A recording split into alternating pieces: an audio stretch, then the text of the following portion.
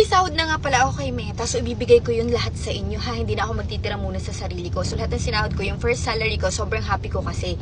Kasi di ba nga, bago lang naman talaga ako nag-redeals. Tapos ngayon nag-email sa akin si Meta. Ako daw ay sumahod na. Eh syempre, alam mo mapagbigay naman ng person. So pipili ako ng dalawa.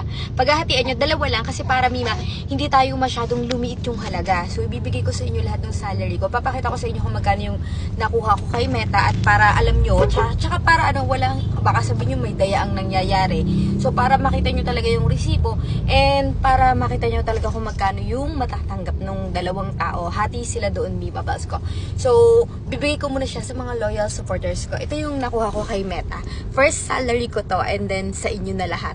So, eto na Mima, daw moment of truth tayo. Hating kapatid lang. Ayoko ng ganyan na may masisiba, ganyan. So, ito yung first salary ko. Kanina yata to, or basta kanina ata or kagabi. Basta nag-email sa akin na, yun na nga, sumasahod na nga ako. Eh, hindi na muna ako magtitira sa sarili ko. Lahat is ibibigay ko muna. Dahil nga, sobrang happy ko. So, ito na Mima Bells ko, yung paghahatian ng dalawang nagwagi.